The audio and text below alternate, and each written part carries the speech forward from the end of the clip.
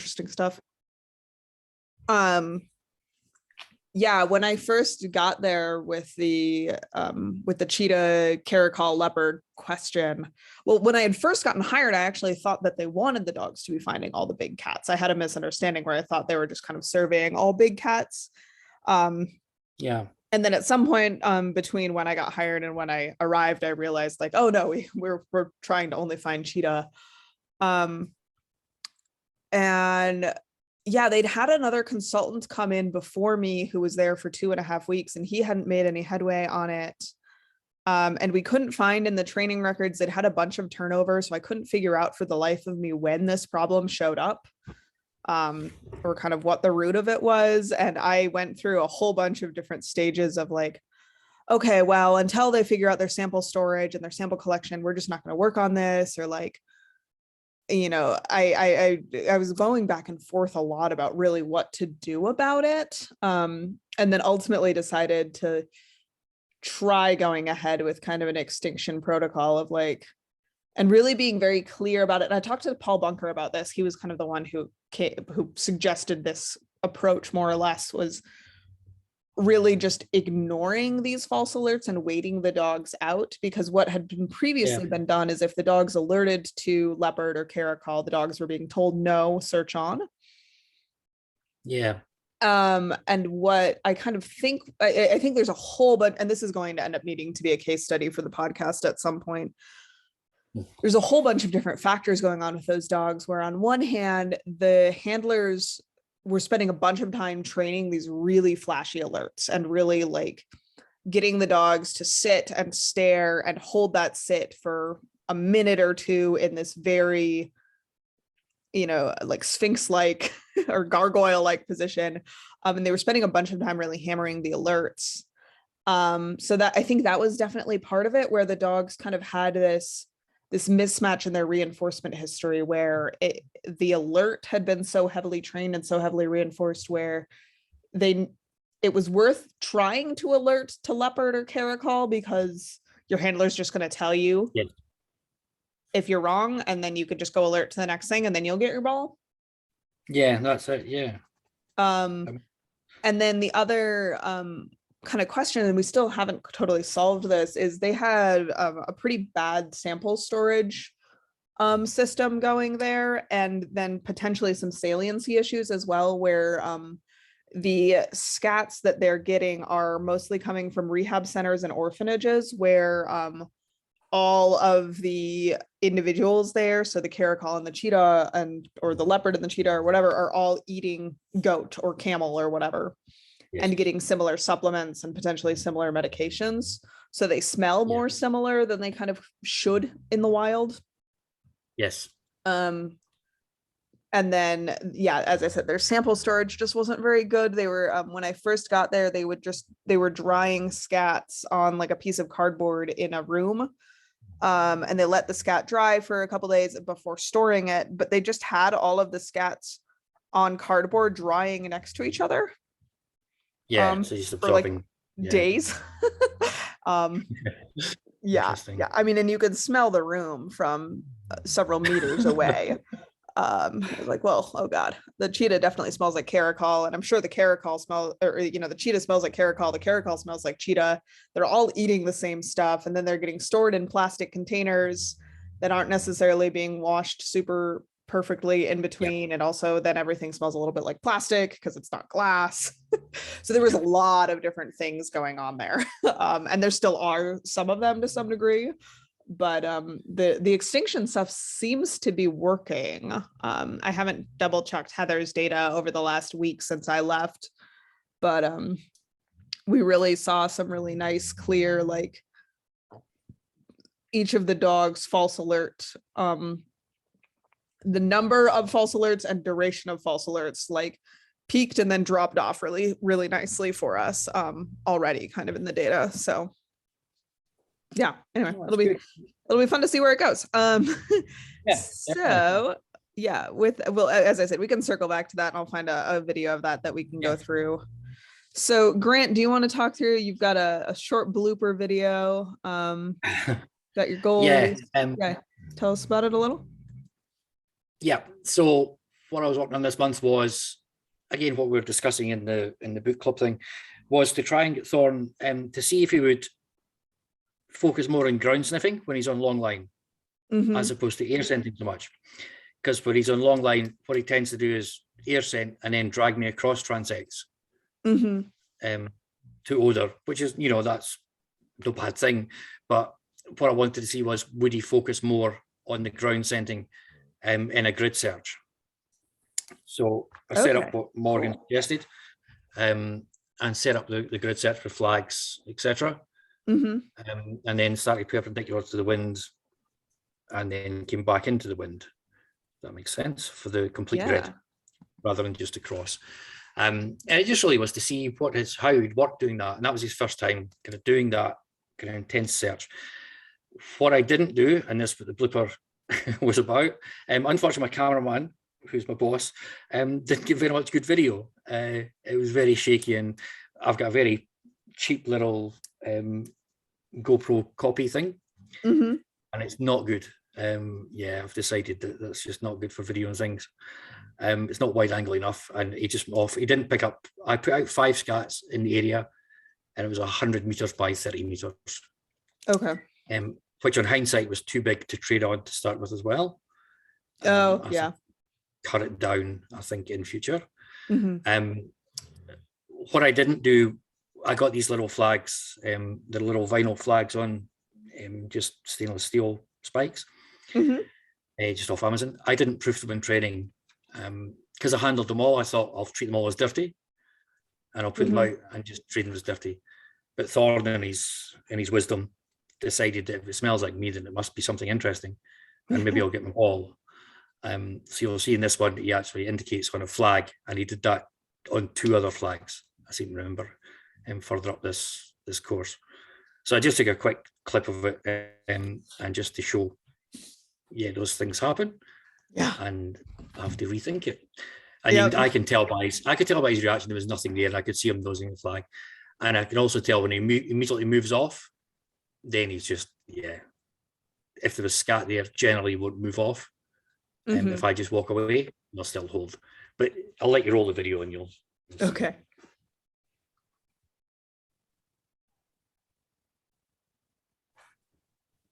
Oh, it's not even playing for me.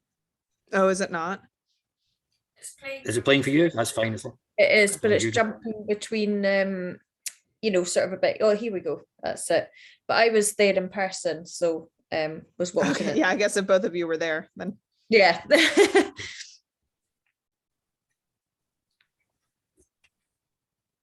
So there he starts to work, and you think it was the on odor. It was double blind, so I had no idea where scats were. And just before that, he notices the flag and sits in the flag. And when I go in to check, it's just skipping for me. Yeah, he goes down and he actually puts his nose directly on the flag.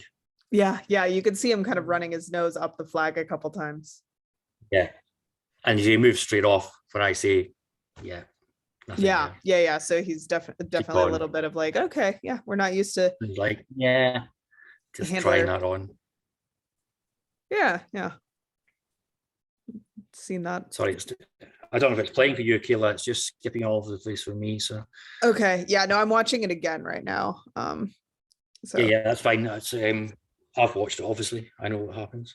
Yeah. So he's circling. He's got his nose down. He gets kind of past the flag, hits the end of the line, comes back to the flag, nose down, circles again, kind of nose up to the top of the flag, and then he sits. Yeah. And waits. Yeah. Just my odor, definitely on the flag. Puts his nose down. Near nose straight in the flag. Puts his nose down, noses the flag again, and then you're like, okay, let's go. And he comes right with you. Like, he's just so so I don't know your thoughts on that one. I would obviously proof the flags in the sounds like proofing flags, and then must be worth a shot.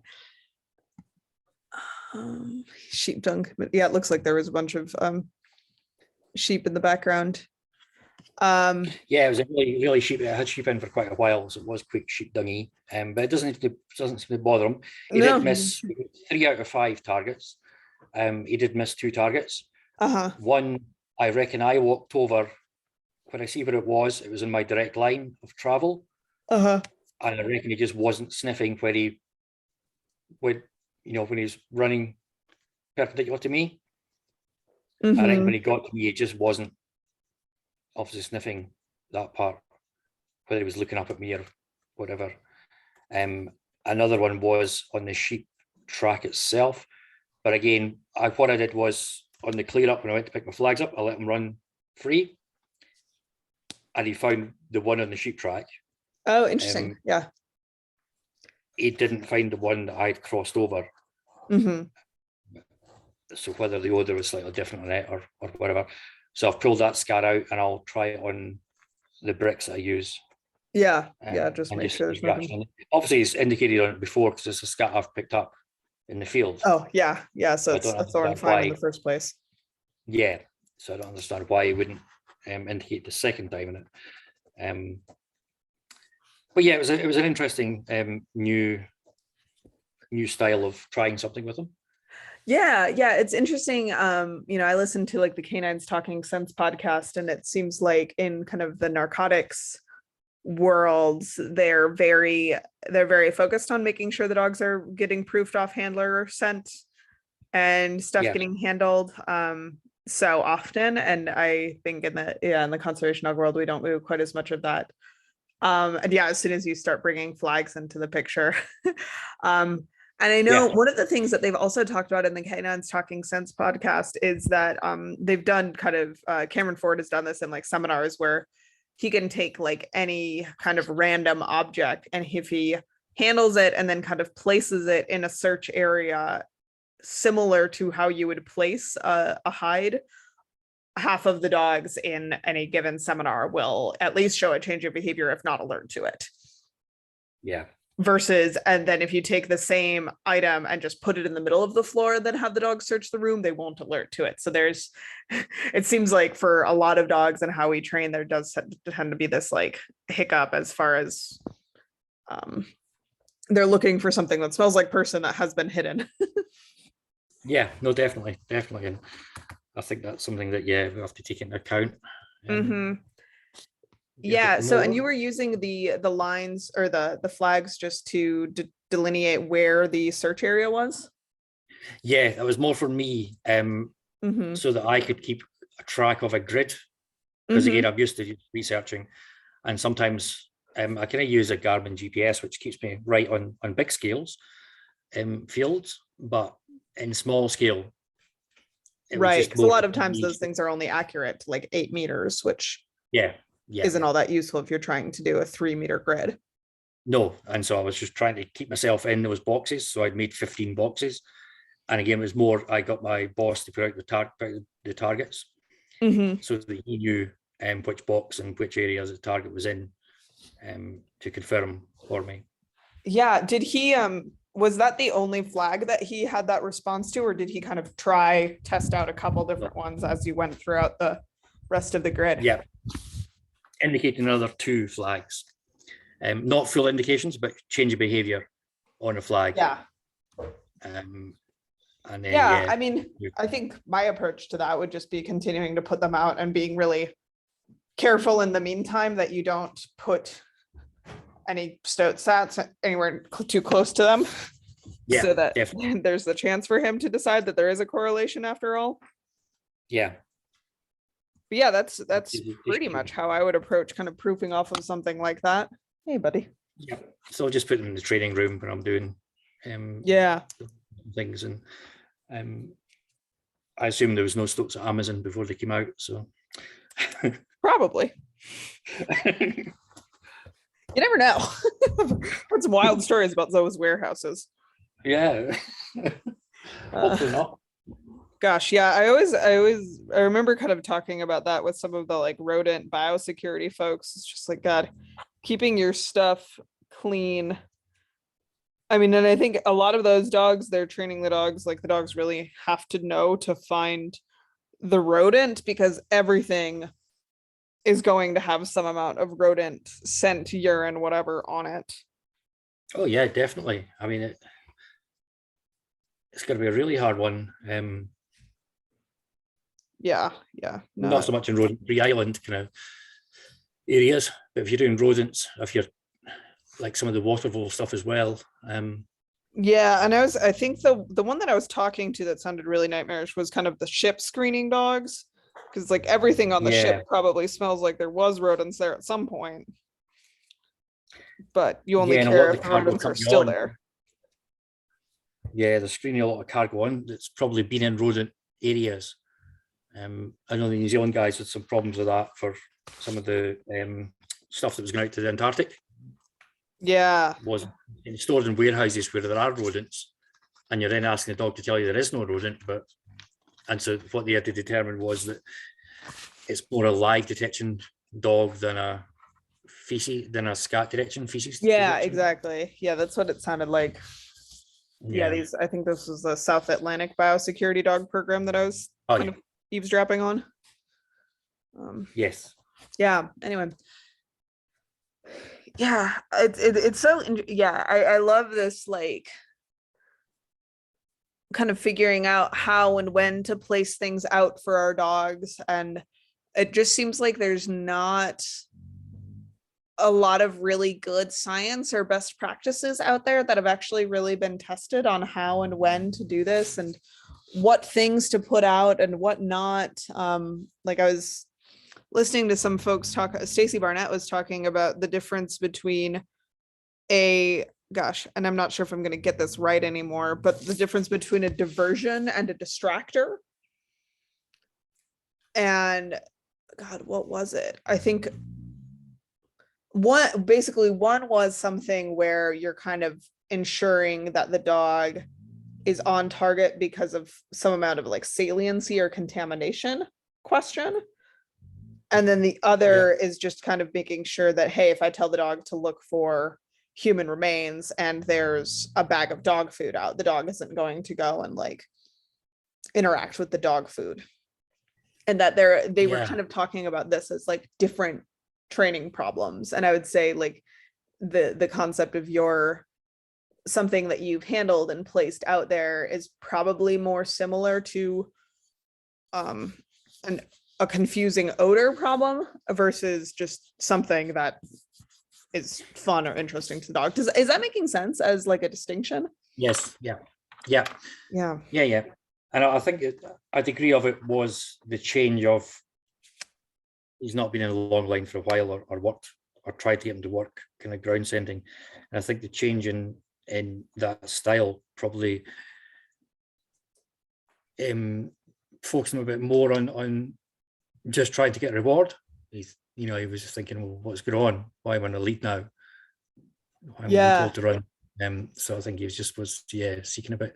I know he will, if I'm not careful, when putting targets out, he will just ground track me quite easily. So I have to be really careful with, walking about 3 miles round when putting targets out. Because he will just, you can virtually see him going the same track as you. It's always interesting too when you kind of you were going out there to practice like a ground scenting grid search, and then you're like, oh well, I guess we've got something else that we're also going to be working on today. Yeah, but I think in future, as I say, I'll cut the grid size down, the area, and I may use Kong, little Kong pieces, as opposed to scat, just for the different odor, the higher odor. I just try and go for the quicker reward, not push him so far, before he gets reward, and it may just help encourage the ground sniff more. That makes quicker sense. Reward and then something that is kind of tougher to air scent may actually kind of help encourage that behavior. That makes a lot of sense. That's if you've got I won't like those scats put out 14 hours, 15 hours before. Mhm. So again, I'll just maybe put Kong Fresh out, and then there won't be as much maybe other cones to follow. Yeah. Because a couple of times he did try and drag me, and it was too, according to the map that where I'd put the scats, it was towards those areas. So he was picking up scent cones and then trying to drag me, and I was Mhm. preventing him from doing that, which I don't know if it's good or bad. Yeah. Yeah. Gosh, yeah, that's a tough where it's like, well, if I feel like I never want to prevent my dog from following odor, No, but I also, yeah, if the goal is really teaching them to work with their nose down on a scent. I mean, it was probably, the kind of classic error response of like, well, whichever of those two options you do in the moment probably matters less than how you make a plan to avoid it in the future or mitigate Yeah. it in the future. yeah. No, definitely was a learning Yeah. occasion. Yeah. Lindsay, did you have any, especially since you were there, do you have any observations that you wanted to share? Chime in. Yeah, I was just Grant's obviously much more experienced than me. But the human scent one is I usually, if I'm working bricks, if I'm doing distraction on the bricks, I'll have various things from dog treats to the gloves that we're handling the targets with to other animals' scat in there. But I'll also put something that I've handled in one of the bricks as well. And I'll be when I'm doing training searches, I'll start putting something, because that's something I haven't done, is put something I've handled in a place that they're likely to find a scat. So I'd be really interested to do that when I'm doing a training search with both. Spud is my Labrador. He's a scat dog at the moment, but is about to be trained as a tracker. So he tracks everything. And my scent did when I was initially training him, finishing off his training, was a big factor in his searches, and we've had to train it out. Rigs it's not such a big problem with, but that is something that I do in the bricks, is put my scent in there, and will be starting to do that in training searches as well. It'd be really interesting to see what both of the dogs' responses are. Yeah.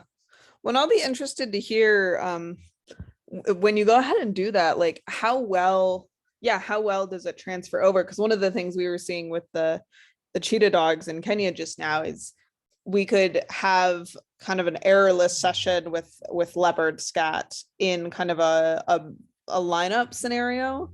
And then even if we were doing like 100-meter by 100-meter search, then we were kind of right back to square one as far as the dogs interest and alert in those the leopard or whatever it was. I suppose it's teaching it inside and then bringing that teaching to the outside. Yeah. It's interesting, like these times where it feels like, oh, I thought I taught this concept and clearly I've taught less than the complete picture.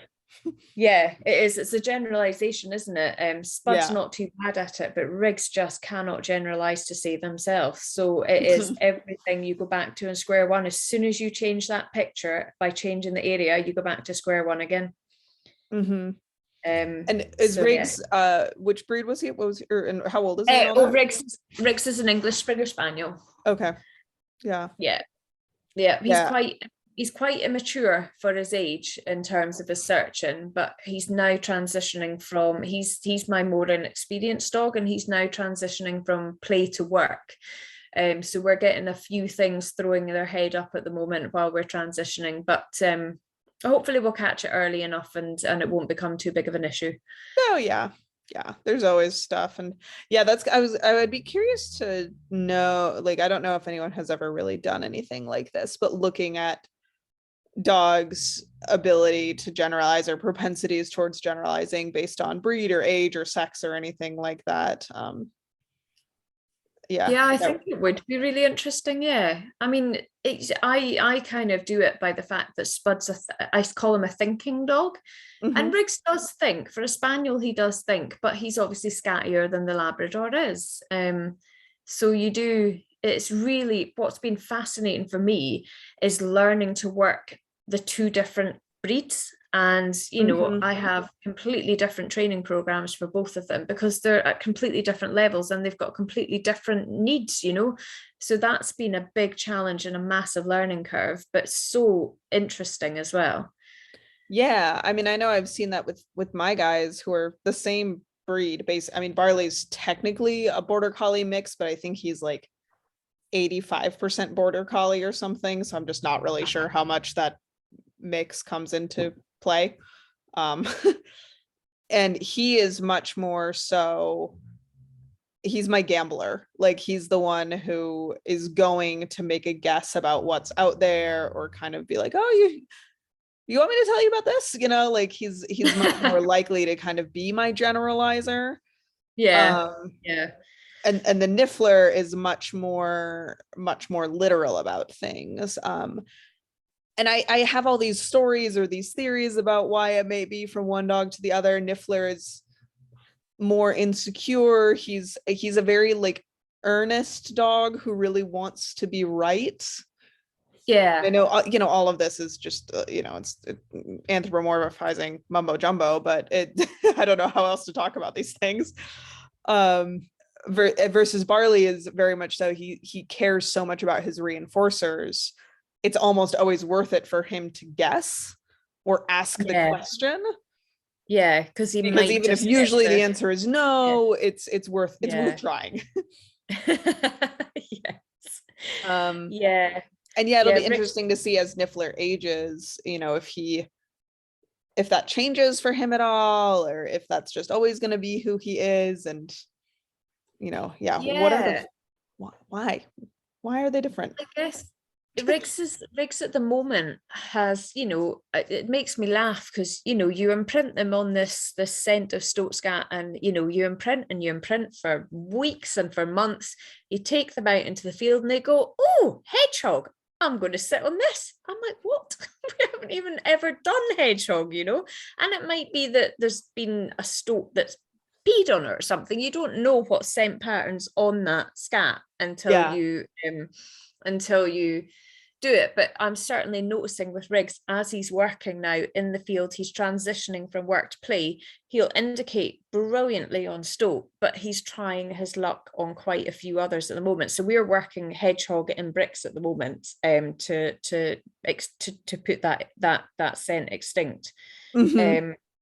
But I do think it's partly him transitioning and he's just like, oh, do you know what, I really want my ball, or do you know, it might be this, or you know, as a handler we can't see what the scent picture is on that hedgehog Yeah. scat. Yeah.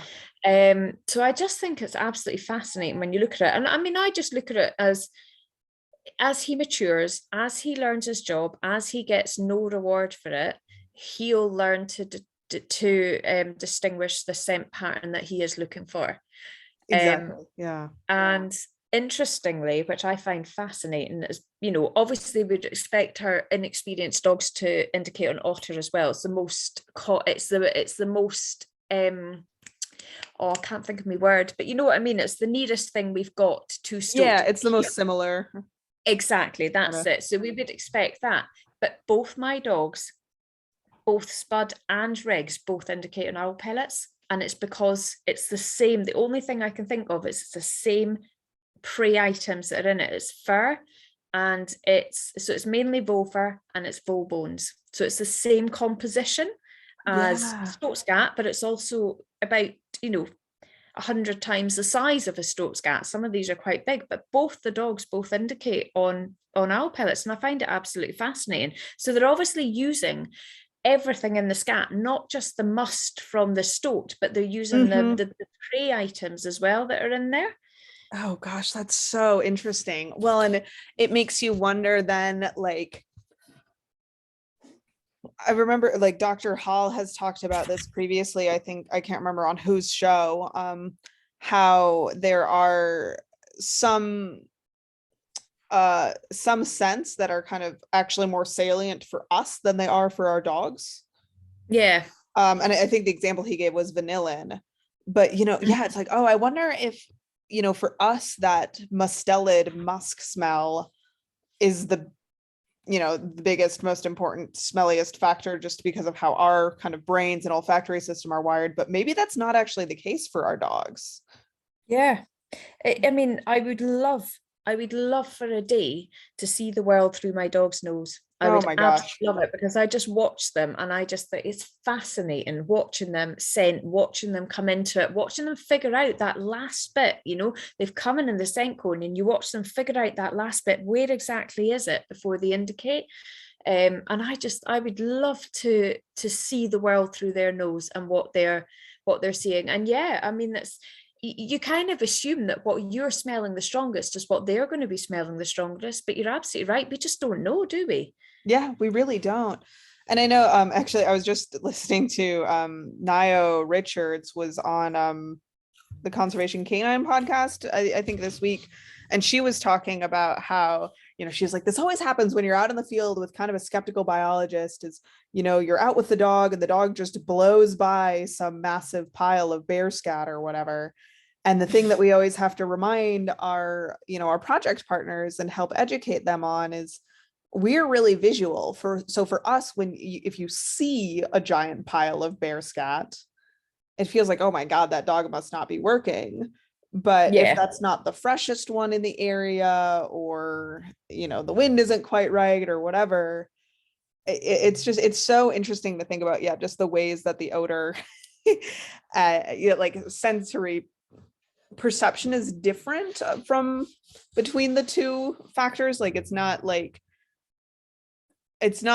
the dog's sense of smell is one-to-one to having a really, really amazing sense of sight. Yeah. Um, Yeah, and I mean, I had that with Spud. Spud, obviously, is going to be trained as a tracker because that's what he naturally does. So the smell of stoat in an area to Spud means more than the smell of scat now. And he's like he's like a delinquent teenager. If there's no stoat smell in the area, you have to work your butt off to get a search out of him because he's like, it's no point, it's no stoat smell here, there's no point. If there's stoat smell in the area, you cannot get him to rest because he's just like, nose down, this is it, this is what I'm here to do. But there was one search that we were doing where we were searching up a track, and I could see exactly where the stoat had run because the nose was down. He was on that trail and there was scat at the end of the trail. So I was like, excellent job, brilliant. We know the stoat's here. But interestingly, on the way back, when I'd taken his harness off and he wasn't searching, but they never switch off. They'll still find when the harness isn't on.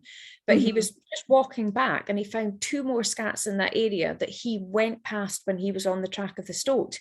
So I, being quite inexperienced, started panicking that he was missing. I was like, oh my God, he's missing scat. And I actually had to bring myself back a step and think, well, no, you knew as his handler that there's stoat in that area by watching him track the stoat. And actually the smell of that track meant more to him than going off on a tangent to find the scat that was, 5 meters off the track of the stoat smell. So I just thought that was really, really interesting, watching his behavior and what the scent now means to him, really. Yeah. Oh my gosh, that's so interesting. Well, yeah, and gosh, even just going back to that owl pellet question, it's, like when I was in Kenya and they first said that the dogs were struggling with caracal, I was like, really? Because like you just, based on what I know about their diets, like it just leopard makes sense because they do kind of have very similar diets. It's both of them. It's going to be a lot of impala, a lot of gerenuk, just kind of the same ungulates. And caracal, they're not bird specialists the way that servals are, but it's going to be a lot of birds.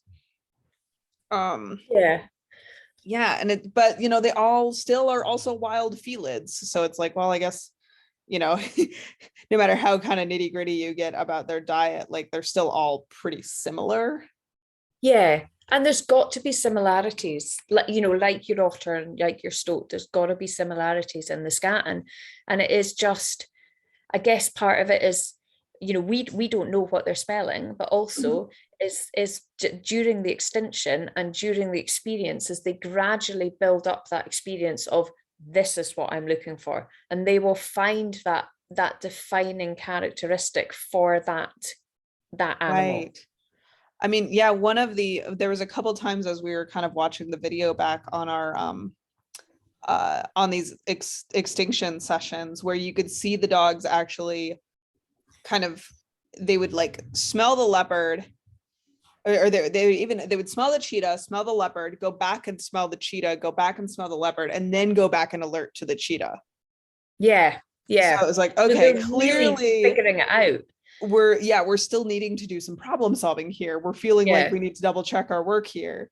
And you know, Mhm. that is probably a huge part of why they were struggling to have the same success rates in in a bigger search, is like, well, if they can't quickly go back and forth and double check themselves, then they may just Yeah. decide to go Oh, ahead it's close and enough. try the alert. Yeah. And Yeah. I always feel a little like when I'm having conversations like this about, you know, that they'll decide to try the alert or whatever, like I don't think that, like it's not that they're trying to trick us or like, No, not at all. No.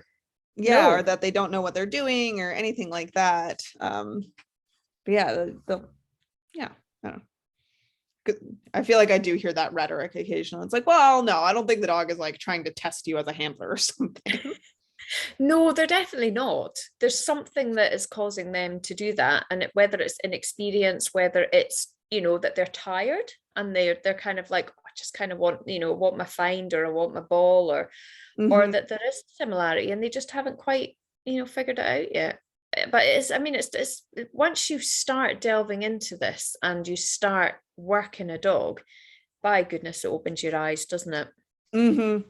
Yeah, I really remember like when I first started this, I was kind of walking around or, you know, talking to friends or whatever, and they were just like, Kaylee, you constantly sound like you're smoking.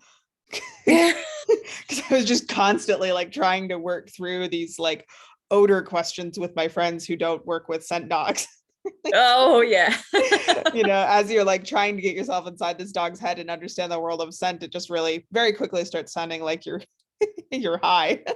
Yeah. Yeah. So, Yeah, it's, you have to have a special mentality, I think, and be very, very focused and very singularly minded to do this job, I think. yeah. Yeah. Well, let's go ahead and let's snag that other video. Grant, did you have anything else on that one? Sorry, we went way down a rabbit hole. No, that's all good. Okay, so Emma is gonna have, she's got Jasper, who's an English Shepherd, using ham.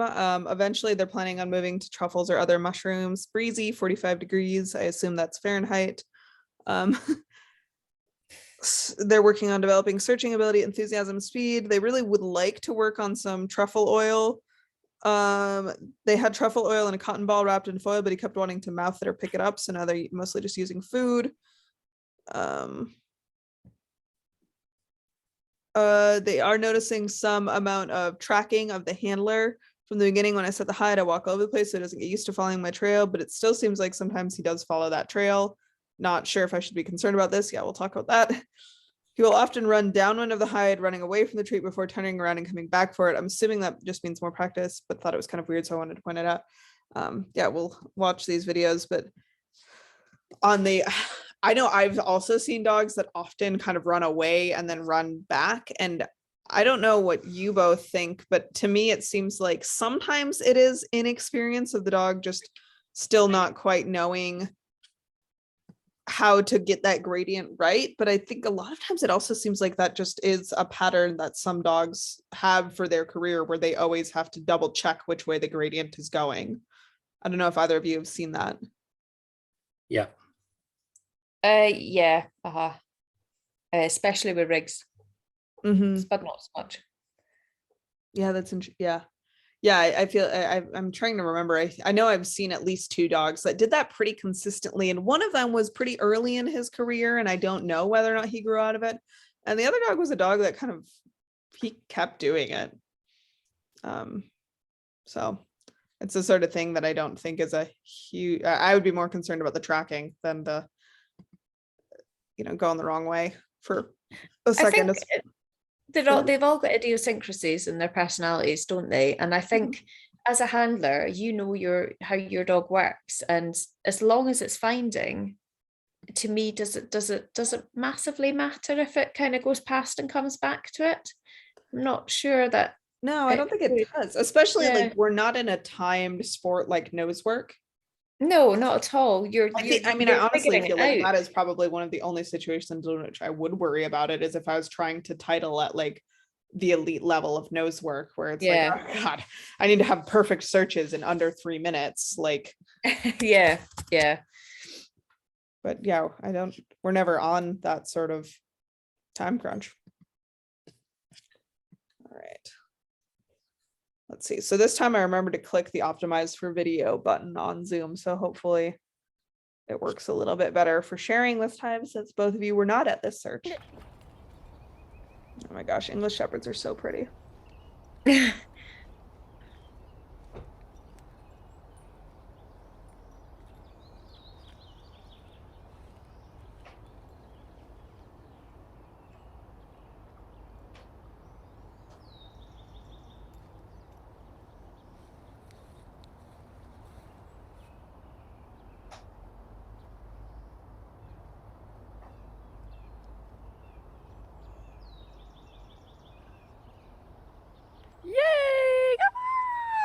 Yay! That woke. Oh, all three of my dogs are up now. So Hi, does the dog eat what it finds? Is that its reward that she's doing it I with think Hammond? so. Yeah. What it finds. How? No. I've got my friend's girlfriend's hound mix on my lap now. Oh, bless. Yeah. So. Yeah. Oh, okay. I guess I can't. So is she Yeah. just doing this for fun, or is she planning to work this dog as a truffle hunting dog? I think probably planning on moving forward towards truffle hunting. Okay. Yeah. And I know My- I've like when Barley first started working, we had him searching for edible hides, and I was able to transition him to something else, Uh-huh. and not eating his hides. And that's Niffler actually started on Find it. kibble and hot dogs as Uh-huh. well when he was a little baby. Yeah. Yeah, That's so- really interesting. Yeah. Yeah, and I know when I first started it with Barley, I had one drug dog handler be like, "Oh God, you can never let them do that. Like they'll eat all the drugs if you ever get into that line of work." And I was like, "Well, okay, well, I don't know. I wasn't really planning on going that way, and like it doesn't seem to me like I haven't had that necessarily like more problems with the dogs eating the target if they were originally trained with food or not. Uh-huh. Uh-huh. Seems like they either think the target is worth eating or they don't. Yeah, it's the only reason I'm interested is because Spud at the moment, Spud, when I first got him, had a bit of a thing about licking Kong, and it took us a lot of work to get him to stop. And we've had months and months and months of no interference with any find, like not picking up the scat, nothing. And then he had an operation and he was in 5 weeks of crate rest, and he went back to searches, and all of a sudden he was picking up the scat in his mouth and spitting it out. So we're now having to work again on him not interfering with the find. So I'm just really interested that they're working with finds that can be eaten, just because I'm having that problem with Spud, who hasn't worked on that. Yeah. Yeah, no, it is interesting. And I wonder, like, I guess for truffles, the nice thing is they're underground. Yeah, So they're so you'd have to relatively, work pretty hard to get hold of it. yeah, they're kind of naturally protected. Yeah. And I don't think truffles are probably all that appealing No, probably not. to dogs. I mean, it doesn't seem like dogs are usually that interested in mushrooms, but I would be really curious. Like, she said she was having problems with the truffle oil, and that kind of makes sense to me. I think especially Barley would be very interested in trying to eat it, especially if it was like a cotton ball wrapped in tinfoil. Like, oh my gosh, that really seems like a treat toy. Yeah, no, it's just I just hadn't thought about starting them off on something that was edible. So I think that's really, really interesting to see. Yeah, it's really common in the US. That's how a lot of Noseworks classes start. And that's Niffler's first 3 or 4 months were probably all food searching. Because he wasn't a puppy where at a really young age toys were quite motivating enough for him. Like I don't think he would have really searched for toys for me the way that I was able to get him to search for food. Oh, okay. Uh-huh. And now he works for toys really, really nicely, Mhm. but he never really had that lovely Yeah. natural toy hunt, blah blah blah stuff. Mm-hmm.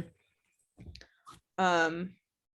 Yeah, I'm just gonna go back to her what Yeah. her questions were. Oh yeah, so she said he's been tracking her. I know one of the things, especially when you're searching an area this size, that I like doing for dogs that track, because I'll huck it, just toss whatever it is. Yeah. Um, Throw it. Yeah, I have to do that with Spud if I'm doing searches. And he needs a reward because he needs, okay, if we're in an area where there's no stoats whatsoever, he does need finds put out. But what I found was that he learned to search behind me because the find would always be, because I could only drop it, so he would always have to come back to find it. And then I found after about a week that he'd be searching behind me, and I was like, what the hell? And it's because he's like, oh, mum's going to drop a find behind her, so now I have to lob it anywhere that I've not walked in order for him to be able to find it without my scent associated with it. yeah. Huh. Yeah. They're too clever, these dogs. They They really are. are. Yeah, I know I had yeah, when I was working with one of the WD4C dogs, it got to the point where I couldn't put out gimmies for him, because no matter how many times I would stop and I would open my bag and I would pull up my water bottle instead or whatever, Yeah. there was Yeah. something that I did that was different when I was pulling out ferret scat to drop. Yep. Yeah. And I could not for the life of me figure it out. And I was like, okay, I guess you don't get any gimmies. Or like, well, I would put out gimmies from the truck so Yeah. that, maybe on a couple of the right transects, we would come back across them. But we were searching like 300 acres. So that still Yeah, meant it's like a if I was lot. going to be reasonable about my time, there was no way for me to put gimmies out Yeah. in Far most of out. the search area. Yeah. And Ugh. then they learn because I used to do that at Spud, but he then learned there was a find either at the start or at the end, but not in the middle. Yep.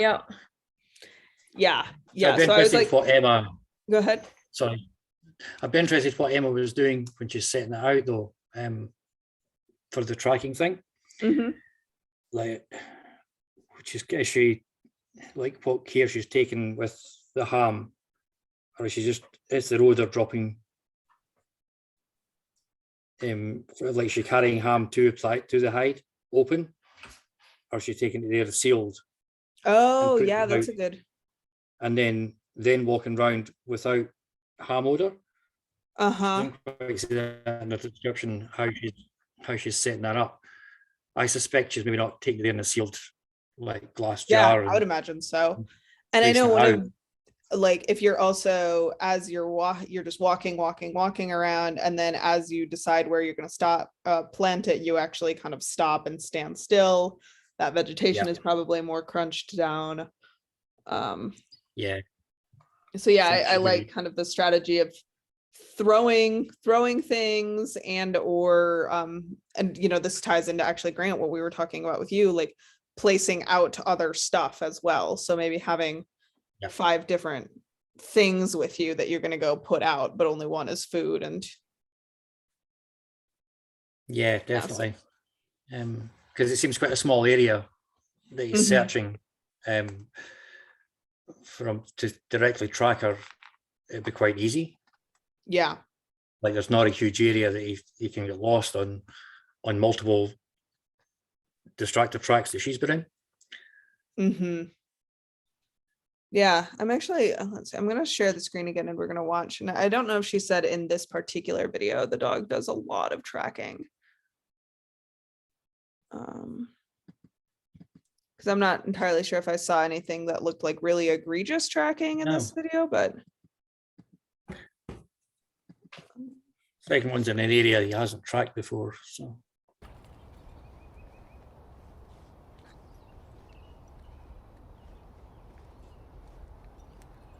Yeah, I guess we don't know exactly where she walked, so.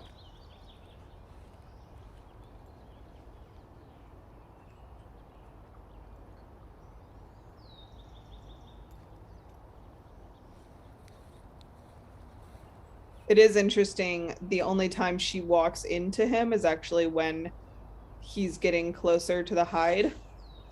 Yeah. So, So she should have stayed planted there. Yay! just a Yeah, bud. partial cue. Yeah, because she walks Just if up. she's doing that all the time.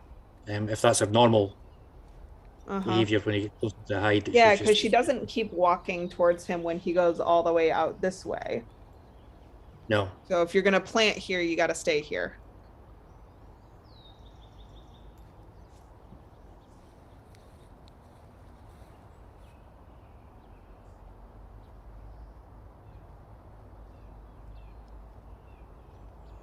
And she does a good job, she doesn't keep walking in, but definitely Yay!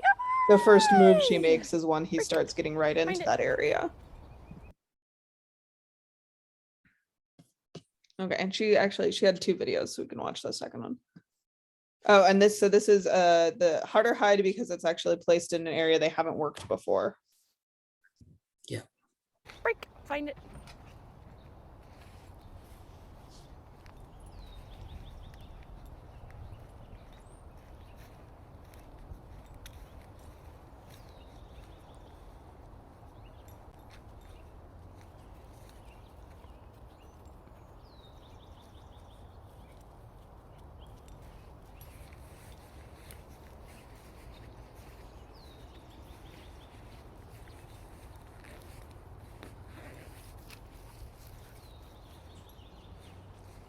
I wonder if this is someone else's yard then.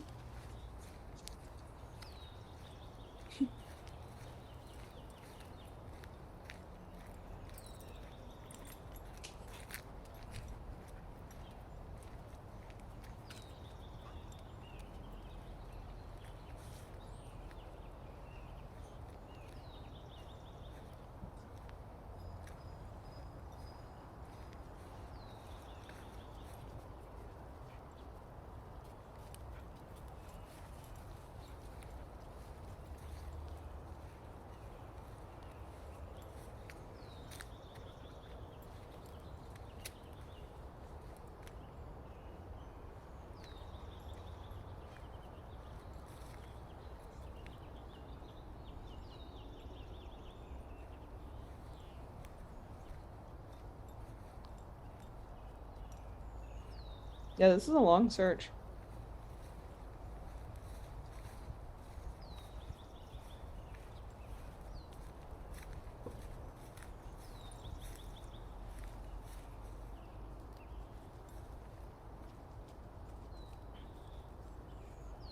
Oh, there you go, buddy. Nice job! Yay! I wonder, it's funny, I feel like a lot of our kind of nose work transitioning patrons, I give the opposite feedback. But I wonder if in this search, having a little bit of a search strategy that she was helping him with and kind of had Yeah. a plan in mind would have helped, which is like a lot of our other nose work patrons, especially in the last couple months, I've been doing a lot of telling people to just let the dog work. Yeah. But Yeah, a little here, direction. As he covered the same area a few times there, a little direction might have yeah, brought him in. might have been helpful. I mean, I love the independent searching and the independent work. Yeah. But yeah, having some amount of a plan and knowing where the dog's already checked and guiding them a little bit can be helpful. So we can talk about that with her when she's on next. I always find it hard when you're filming as well. Yeah. You're trying to concentrate on the film, you're trying to concentrate on the dog, and you're trying to, yeah.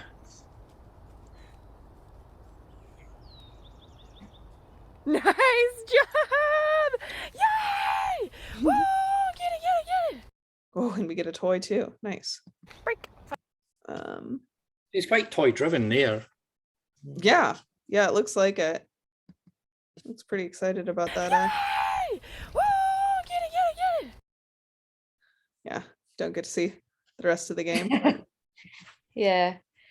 I'm That's always so certainly my self-conscious during the Patreon things, and like I'm always so worried that I'm gonna have a very random YouTube suggestion come up that makes it look like I'm some terrifying conspiracy Yeah. theorist. Trump 2024. Yeah, exactly.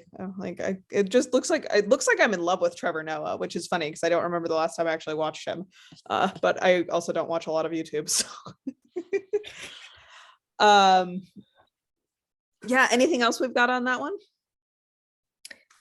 No, my thoughts just were watching it was, the dog's got a good independence. He's not looking to her for direction. But my thoughts were that a little bit of direction, just, why don't you have a wee look in this corner or pop over here, or, I think would help a little bit with it. But I thought the dog had lovely independence searching. Yeah, and I love to see that from our herding Yeah. herding dogs, because that's not something that comes naturally to a lot of them. No, not at all. Not at all. Yeah. Yeah. Yeah. As I said, that's not usually the feedback I'm giving actually here. Yeah. I'd like to see him hunt. I'd like to see him hunt for that toy. Yeah, See how I he would be curious to Close to the hear if ham. he'll work for it, or and even doing like some restrained retrieves into tall grass or something at first to get him used to that as Yeah. a concept. on a Well, shorter- especially, I think that would help Yeah. with the tracking question as well, and to get him used to a slightly less potent odor cone. Yeah. Yeah, and I wonder, as we're moving towards truffle stuff, I mean, my first question with truffles would be how helpful is truffle oil? Because I would imagine that actually smells, I mean, truffles do smell strong, but truffle oil is pretty different from plain Yeah, truffles. intensely. Yeah. And I think most truffle oil is probably like European black truffles. And I guess I didn't hear enough of Jess's accent to place her, but I think she's North American. Or Emma, not Jess. I don't know where I got Jess. Oh, her dog's name is Jasper. Yeah, and it depends what, I mean, she could be buying, Italian truffle oil. It just depends where she's sourcing her truffle oil from. Yeah, because if it's the wrong species, that's also not super helpful, I would No. imagine. But But I suppose there is a difficulty getting truffles purely for training. but yeah, I would wonder, like, I think if and when we're ready to start transitioning towards truffles that she's going to be searching for, it would be really key to try to get those truffles that are wild and local to your area, and as much as possible the whole thing, not truffle oil or truffle salt or Yeah. Yeah, No, get the no, entire product. Yeah.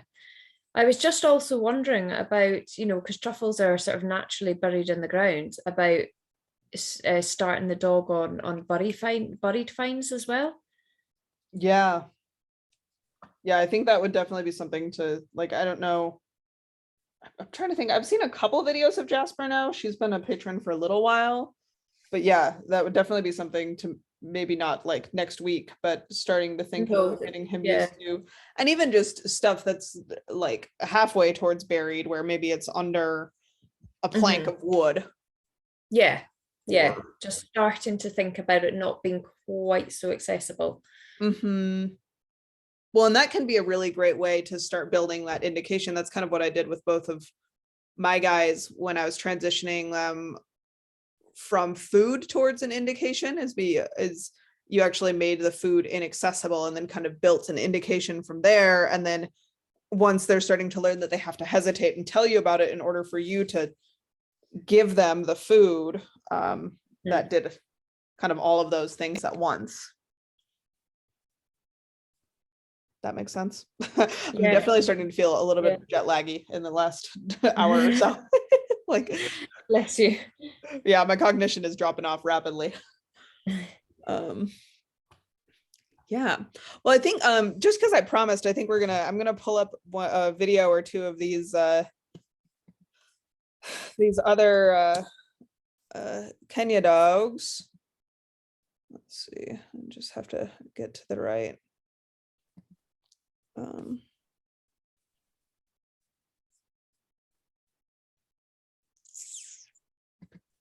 get logged into the right YouTube account.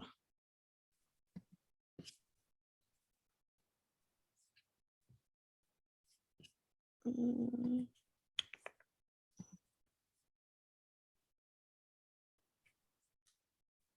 I'm just gonna grab a random one of these. We're not gonna watch necessarily the whole thing, but I'll kind of talk through what was going on.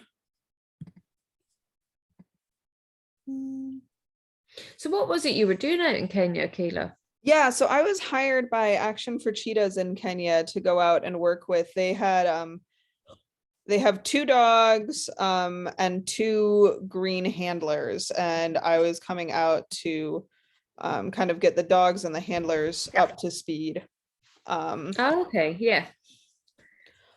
So yeah, the dogs, and this is Percy, so she's a 3-year-old Malinois. And then Maddie, who's I don't think in this video, is a Border Collie Rottweiler mix who's 7, and he's been operational on and off for the last 7 years.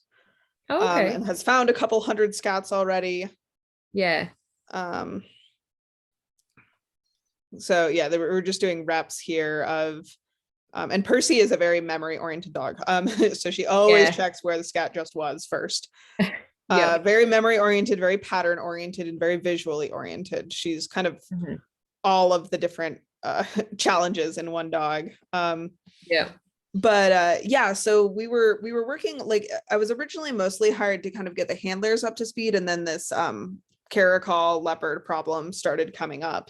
So this is May 11th. This is our 3rd day of training with these negatives, and so far I think we've watched 3 set reps and haven't had any false alerts. Is this video coming through okay-ish for you guys? It's to me, yeah, it's great, it's good. Yep, so that was a correct one. And yeah, and Percy, she's a very typical Mal in like kind of all of her mannerisms, but is also a very soft dog. Yeah, I really like her. She's very smart. But it's definitely a challenge to train because, yeah, as I said, like, she's very pattern visual and memory oriented. So you've got to be really careful as a handler how you train and how you set out. Yeah, and that was a big thing that we were working on as well. So now this is caracal. And we've been keeping track. One of the things we noticed was we've got 2 leopard scats, and that both of the dogs were consistently having more problems with one leopard scat than the other. Oh, interesting. And there's just, once we kind of started actually keeping data on a lot of this sort of stuff, it's like, gosh, yeah, there are these patterns that like you just wouldn't necessarily expect, and the 2 scats are from the same individual leopard. Yeah. You just don't know what other environmental factors have been involved, do you?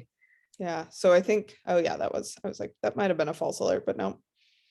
And one of the things that we started working on, I don't think we were doing quite yet in this session, but was, even while we're waiting them out in false alerts, we're also asking them to hold their real alerts for longer and longer each day, so that they started, because on our first session, we were paying for sniff on Cheetah and then out waiting alerts on the negatives. And then we kind of are starting to move towards, no, you still need to, so here's Maddie, the other dog. No, you still need to hold your alert with Cheetah. And kind of helping, again, reduce that amount of handler input that's making things easier for them. Yeah. And yeah, it's interesting. Maddie is the more experienced dog, but he is the one who is more likely to kind of double check everything and really kind of think about it before he makes his alert. I've noticed both dogs have a pause and a shake before the alert. Yeah. And that has shown up as we've done more of the negative work. They're both stressed by this practice.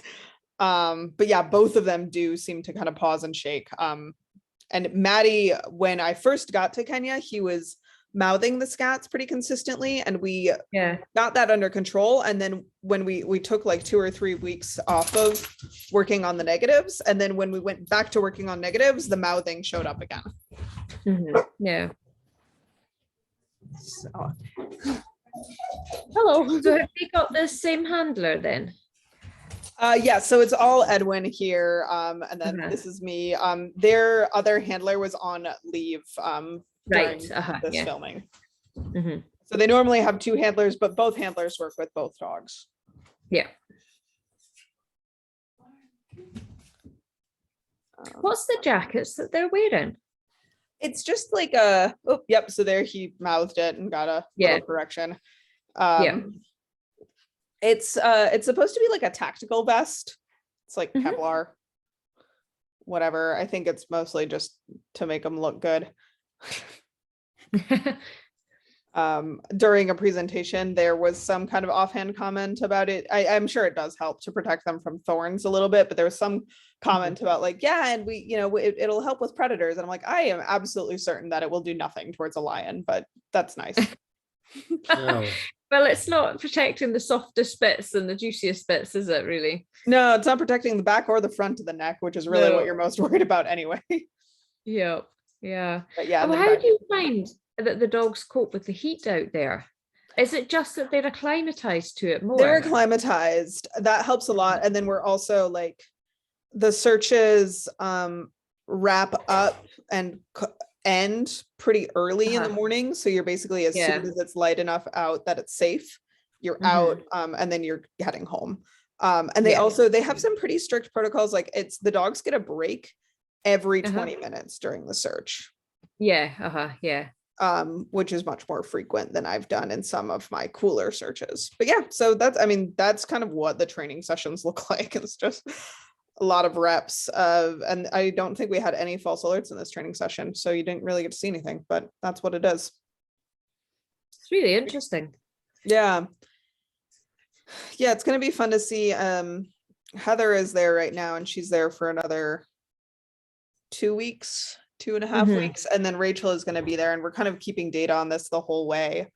And Yeah. hopefully we'll actually really be able to, once we've got enough reps, kind of see, yeah, like, are there specific scats that are consistently giving us more problems? Is there a specific species? Like, yeah. Yeah.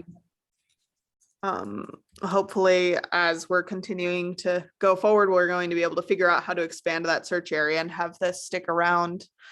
And I'm a little skeptical to see, or interested to see if, you know, a year from now, if this even sticks. But Mhm. I'm kind of at a point where it's like, well, this was already a problem and the dogs were already off target. So it's seems Yeah. worth trying and kind of experimenting. And normally I don't know if I would spend this much time on it, but because it was already a problem, Mhm. ignoring it didn't seem like the right choice. Yeah. How's the program funded, Kayla? They're funded through private donors and grants for the most part. So yeah, they actually just applied for US Fish and Wildlife Service just announced a huge multi-million-dollar cheetah specific grant. So they're really hoping for that, because that would actually more than triple their annual operating budget if they get it. Yeah, it's a very shoestring budget, very tight operation as far as finances go. I mean, I think it helps. Hiring Kenyan staff is really cheap. Yeah. Yeah.